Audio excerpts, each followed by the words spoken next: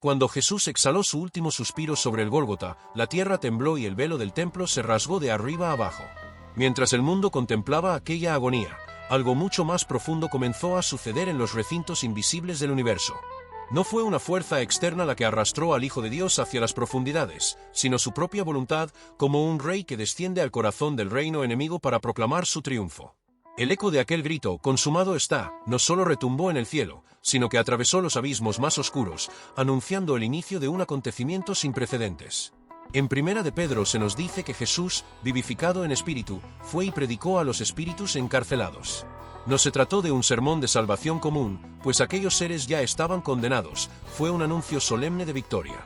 Imagina un tribunal celestial solemne y silencioso, donde los ángeles se estremecen ante la autoridad del juez eterno. Las almas antiguas, que en los días de Noé rehusaron el arrepentimiento y se burlaron de la paciencia divina, alzaron sus ojos hacia este visitante inesperado. Nunca antes habían oído la voz que creó los cielos y la tierra hablar en su prisión.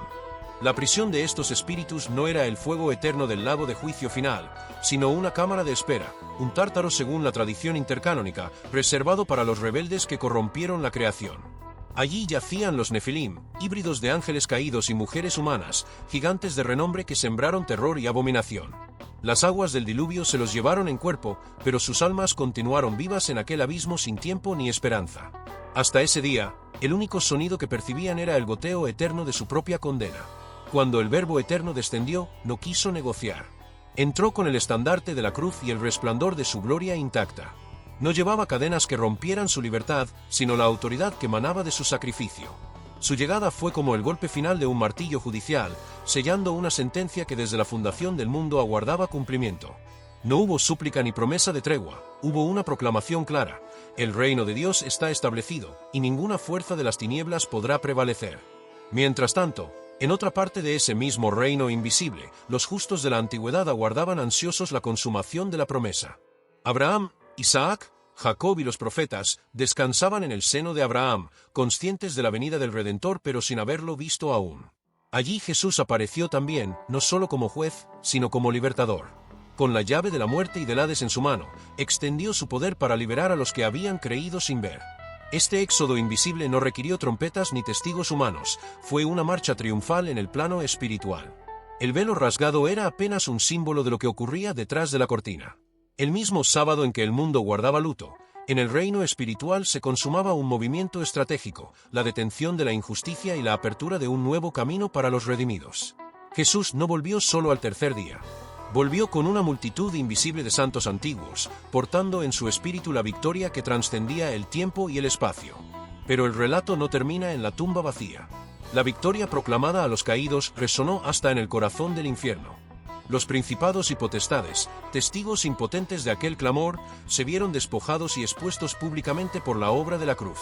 Mientras el sol seguía su curso, el cielo se llenaba de cantos y el abismo se convertía en testimonio mudo de aquel triunfo.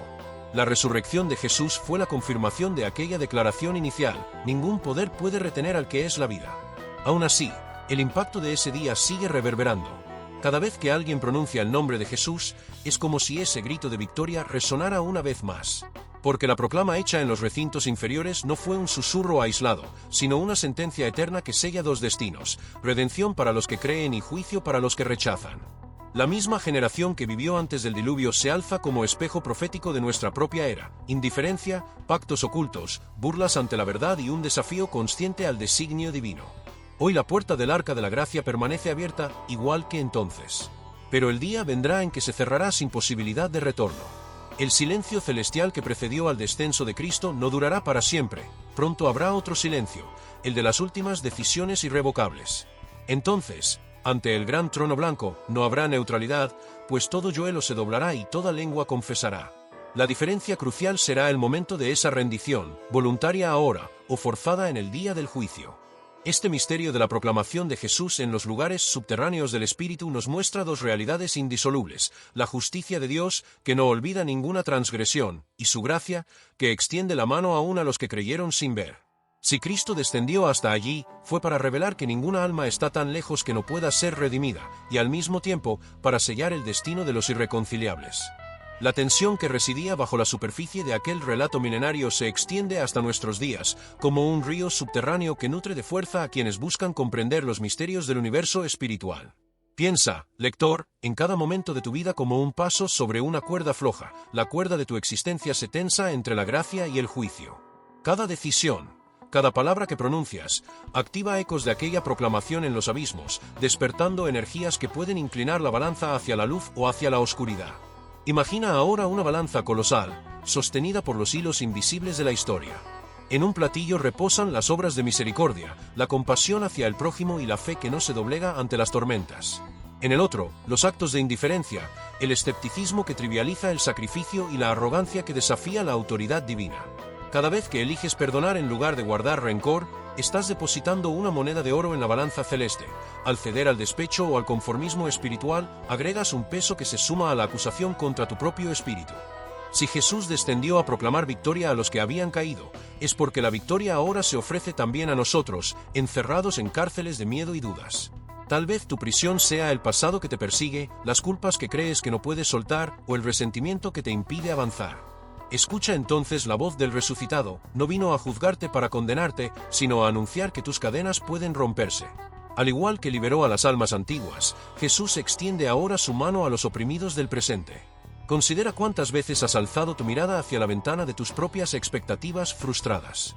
Allí, junto a ese cristal, quizás reside también un velo que necesita rasgarse, la ilusión de que la vida puede controlarse sin reconocer la soberanía divina. El velo que ocultaba el santuario humano se rasgó en el Calvario, y ese mismo poder puede desgarrar la tela de tus limitaciones autoimpuestas. No temas mirar más allá de tus fronteras emocionales. Al otro lado aguarda una expansión de tu espíritu, una liberación que trasciende las fronteras del miedo. En la tradición judía se habla del Yeshua que camina en medio de la oscuridad, trayendo luz a cada rincón.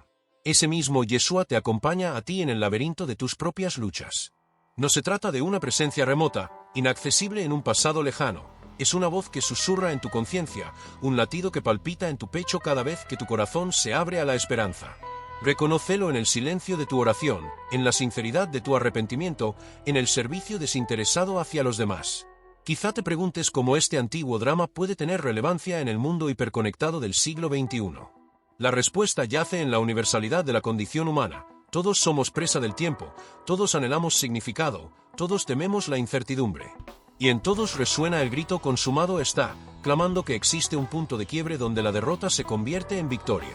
Ese punto puede surgir en medio de una crisis personal, de un desierto emocional o incluso de un momento de inspiración que cambie el rumbo de tu historia. Piensa en los mártires de la historia, en aquellos que soportaron torturas y humillaciones porque alzaron los ojos más allá del tormento presente. Fue su fe inquebrantable, su confianza en la declaración de Cristo sobre los espíritus encarcelados, la que los sostuvo ante la muerte.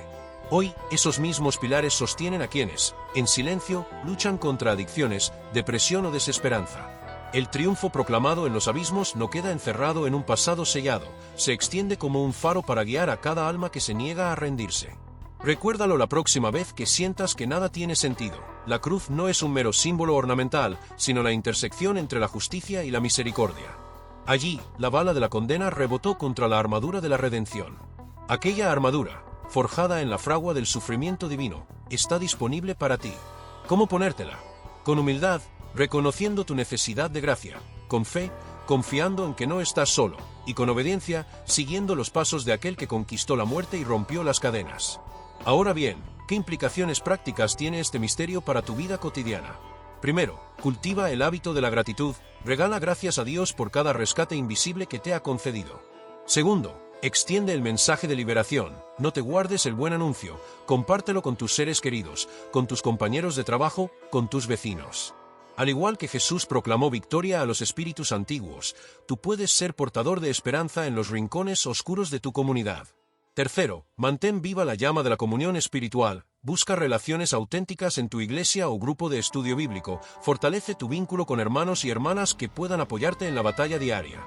La guerra espiritual no se libra en solitario. El ejército de Cristo marcha en unidad, compartiendo provisiones de aliento, consejos sanos y palabras de vida. Finalmente, vive con la anticipación del gran día final, aquel momento en que, ante el gran trono blanco, no habrá secretos ni máscaras. Entonces, cada sí y cada no pronunciado en libertad tendrá eco eterno. No dejes que la indiferencia o la postergación te roben la oportunidad de corresponder al llamado.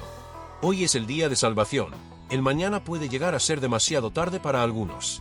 Así, querido lector, este misterio que parecía oculto en los recintos subterráneos del espíritu se vuelve luz para tus pasos, antorcha que ilumina tu caminar. El descendimiento de Cristo no fue un acto aislado en la historia, sino el punto de partida de una revolución espiritual que aún late en cada corazón dispuesto a escuchar. La pregunta definitiva no es si puedes ser digno, sino si permitirás que la dignidad de la cruz te alcance, te transforme y te envíe a proclamar esa misma victoria a quienes se sienten atrapados en sus propias prisiones. El velo está rasgado, la puerta de la gracia permanece abierta y la proclama de consumado continúa resonando en el universo. Tu respuesta a ese clamor define tu destino y siembra semillas de transformación alrededor tuyo. No te detengas en la orilla del miedo, atrévete a cruzar hacia la libertad que fue ganada con sangre y amor inigualable. Adelante, porque la historia que comenzó en el Gólgota todavía no ha culminado, su última página se escribe cada día en el corazón de quienes deciden vivir bajo el eco de la victoria eterna.